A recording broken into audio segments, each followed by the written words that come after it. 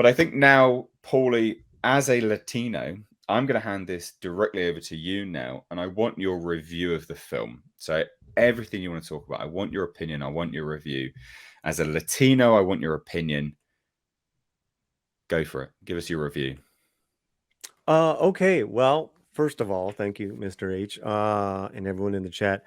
Uh, I completely, as a Latino, speak for just one Latino, and that's me, right? And in my case, I'm a Chicano, which is Mexican, born in America, with different views on certain things. Let's just say, right? So that's where I'm seeing it. And one of the things that us as Chicanos have done is that we are so interested in our Mexican history that we've tunneled back, to where I actually minored in it in college, because we felt kind of like disconnected, or we weren't really fully American, we weren't really fully Mexican. That's one of the phenomenons of growing up Chicano, right? Um, so whenever I see Hollywood trying to do a film or release something that has a Latino storyline in it, I cover it for the channel. This is why I started the channel, is as far as the Latino slant, to really celebrate, entertain, and enlighten as far as facts on history whenever I can. Wakanda Forever has so many problems with it, just on a storytelling and film competence, filmmaking competence, that the the Namor subplot is actually the least of my offenses, right? I cannot stand bad storytelling. I didn't like how they handled the T'Challa death.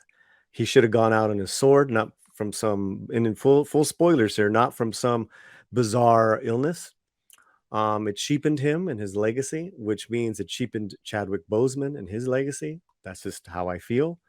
Um, I wondered why at this funeral not a single Avenger was there, because whether he was an Avenger or not, the Avengers and Wakanda fought Thanos' armies on Wakanda.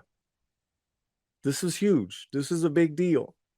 That's you united by your band of brothers who you go into battle with. Why weren't any of them there? Was it budget? Color of their skin? I don't know what. Um, when I say the storytelling, it's not that the storytelling was awful. It's that the storytelling was completely disconnected from 20 minutes to the next 20 minutes to the next 20 minutes. It was almost as if it was like three or four uh, Disney Plus shows put together, and that makes sense because there's so much that they're trying to do for the next Disney Plus shows or whatever. Um, the camera work I found to be incredibly lazy at sometimes. I was in shock when I saw the scene where Namor comes out of the water. First time you see him, and it looks as if they didn't bother renting a soundstage. They said let's rent the local theater at the high school. We'll put some sets up. I want you actors to hit your marks. Say your lines over your shoulder when you're talking to each other. I'll film you. You guys will look great. That's what that scene was, and it was not good. It it it it came off as stereotypes for all of them, for all of them, and in that lazy, filmmaking set pieces, I saw more than once. The lighting was off. Sometimes it was too dark. Sometimes it was too bright. Am I nitpicking? Maybe on those issues, but on the plot holes, as far as storytelling, no, no. What I liked, and I'm gonna get this is before I get to the Namor stuff. What I liked. There's three emotional points that I liked, and none of them had to do with Namor. I love the Marvel intro where it paid homage to Chadwick. It was very classy. I had nothing to do with the film. It was the intro to it was their Marvel intro that they do in all their films. That hit me. I was very like, it got me, because you think of Chadwick and you think of how young he was taken from us, and boom, the next time I got really excited, and the audience, it was the biggest audience excitement to collective, was when Michael B. Jordan showed up as Killmonger in Shuri's dream. Oh my God, that was amazing. I loved it. He was, that's the, it was almost like, if you're, it was the feeling as that I had been without water for days in the desert, and it starts to rain, and I'm like, it's raining. Oh my God, this water is amazing. And then it stops raining. That's what the Michael B. Jordan thing was. And then I like the Prince T'Challa thing at the end. I thought that was lovely. I wish the son had a father. Again, going back to recast T'Challa, black men, fathers and sons, so pivotal in the first movie. Whether the first movie was a great superhero movie, that's debatable. But it was so identity specific that any father and son loved what the themes that they were getting across. Here was just a collective mess. Sometimes they knew how to run a country, sometimes they didn't. They lied to each other. The queen exiled or what did downgraded Okoye, and then dissed her in front of everyone and talking bad about her husband. I'm like, what? This woman has given everything to this country. Okay, so I think you get where I'm coming from, as far as like my love for film in general and story. It's got to be about the story, guys. We can be forgiven in a lot of things, right? I can be forgiving on lazy camera work if the story's great. I can be forgiving about cheap looking sets if the story's great. I can be forgiving if the actors are competent, if the story, or if the actors are decent, but the story is great. The actors were actually doing their best with what they had. Sans Riri. I was not a fan of Riri, not a fan of this actor's portrayal of it. Nothing personal. That's me. Angela, Lupita, Shuri, Letitia Wright, God level. I loved them. I loved them. I didn't like what they were doing with Shuri. I loved anytime Lupita was on. Why did they wait almost an hour to have Lupita back in this movie? I thought one of the most authentic moments was when she kind of goes undercover as a archaeological student of sorts in Mexico, and she's speaking Spanish to the natives, trying to find traces of Namor, and then the switch to Mayan. I thought that was awesome. I loved it. Okay, now my pros and cons with Namor. I like what Tenoch did. I did. I thought he was much more uh, um, in the quieter moments when he's with Shuri. There were some nice nuggets of exchange there, and the dialogue was decent. I really liked it when he was talking in Mayan to his other Talocans. I find that language to be very menacing, powerful, and then at times vulnerable and sweet when he was saying goodbye to someone that was killed. Those were really cool moments. I'm not crazy about the origin. I'm obviously not crazy about this half-told colonizer story, because if he goes and is the avenging son, why did he not take the rest of those bonded and enslaved Mayans back with him into the ocean? Drink of this herb and come with me. They didn't do that. It's this is the problem when you're dealing with real world and real history from the past, and you're trying to make it part of this superheroes lore. And that's kind of also the problem that I had with this, is that why are you calling him Namor? He's Quetzalcoatl. He's a feathered god. It's there. It's wings. I mean, just name him that, right? That would have been a lot more connected in actual Aztec and Mayan lore, because that god is shared. Mayans call him Kukulkan. The Aztecs call him Quetzalcoatl. So again, a lot of missed opportunities here. A lot of missed opportunities here. I don't know why he spoke English. None of the other Talokans speak English. He didn't grow up speaking English at all. Why was he speaking English? Where did he learn? Where did he learn another colonizer's language? How cool would that have been if he just spoke Mayan? Like, I'm not going to speak your language. I'm Namor. I'm this. You come to me, type of thing. More alpha. So that was that, and of course the biggest problem that I had was people talk about representation and the power of imagery, right?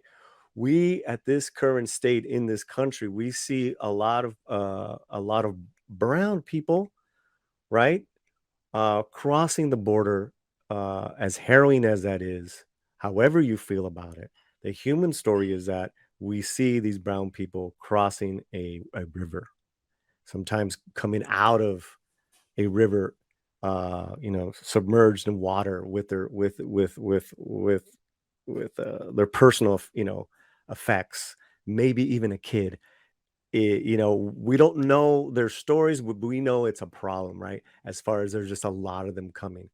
And then you can get political. That's your stake. But what I'm referring to is images in media. Images in media. So it's a thorn in a sense of, like, those people, I look like some of those people, right? So, I get it. On a human level, where it's a harrowing thing that's happening. Now, I say all that because not once, not twice, maybe 3 or 4 times, you see this brown man, this, very striking looking man, just really good looking dude, and he's in shape. He's not the Namor comic book shape, but he's in shape. This brown man coming out of the water several times, very wet. And the key to stopping Namor, let's dry him out.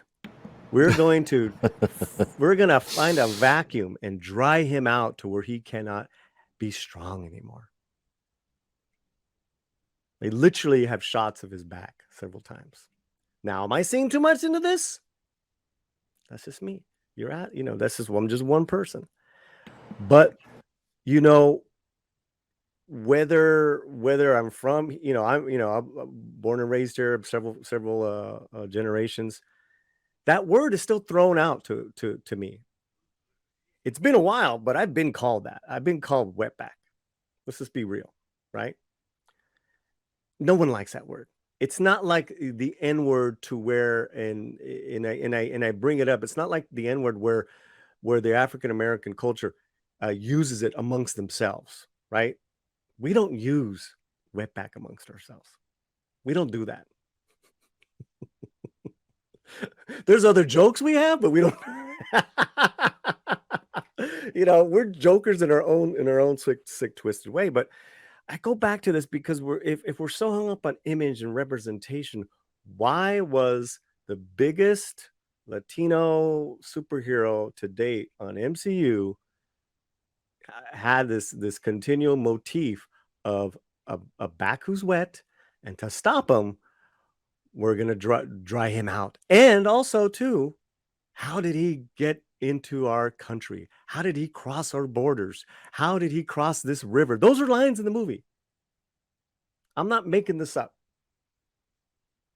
Now, I ask you this: if those same lines were said by white people, let's say the Wakandans were white, it wouldn't fly. It wouldn't fly. That movie would get tore apart So that's my nutshell review. And you know what? I'm not happy to be saying any of this. You know, I go, Nate knows I went into this with a lot of enthusiasm. I've been covering this for over a year and a half because I believe in Tenoch as an actor.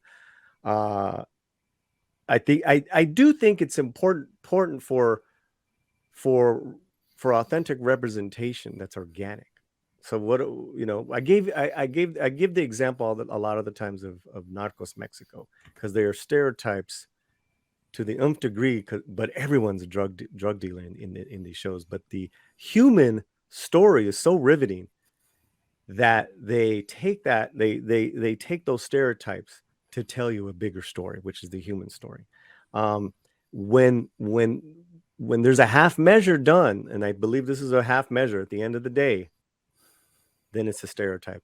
It's a souvenir trinket. It's an Aztec headdress that doesn't look right. And what did you think of the end of the film? You know, you alluded to Oh, the being dried out and stuff.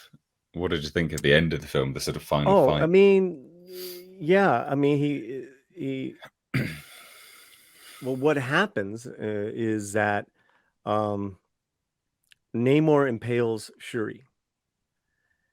And even with his super strength, he's he's still dried out because they crash landed in the take him to the desert. He's escaping. He's getting out. Take the because they were in like one of their Wakanda It flyers. almost sounds like a comedy film. he's uh is take him to the desert. I mean, take him to the desert, right? So then now you have a Mexican. Like, let's be real. We have got him like a Mexican-looking guy in the desert, dried out, and he wants to get water. And the unfunny part about this is that Well, real people die every day trying to cross this border because of heat exhaustion, right? Mm, It is a crisis that our government has turned its back on its own elected officials who are on the border saying, "Hey, I'm a Democratic mayor from oh God, I forgot what city this Democratic mayor. We're in a crisis. People are dying." Right. So these are real things here, right? That we deal with as far as issues. mm. And you see this on film. And then Shuri somehow takes the spear out. She's okay. I'm gonna do a flip over Namor and I'm gonna burn him. oh, I'm gonna. so she was Riva 2.0. I mean, it was like worse than Reva because it literally Wow. looked like she got Vlad impaled. Like she was all like hunched over. Mm. It was pretty graphic. Reva, like, okay, I kind of she got stuck a little bit. Maybe she's a Sith. I don't know. But she does a flip over. She burns it and she clips his wings. So Namor is literally clipped, if you know what I mean. And he bends the knee to Wakanda. Would never have happened. Namor, in truth, as Namor, would never bend a knee to any nation. He would have had to knock his ass out. Mm. You would have had to knock his ass out. And that's So get and by the way, at that point, Wakandan, warriors, we're all the men. Where were all the men? We're all the tribes. They got yeah. their asses kicked. They were getting their asses kicked, and then Namor shows up. Hey, we're friends now. Stop. So give the movie a rating out of 10. 3 out of 10. 3 out of 10. 3 out of 10. Brutal. Oh, Yeah. But honestly, I think thank you for the Latino perspective, your Latino perspective, should I say, on the movie.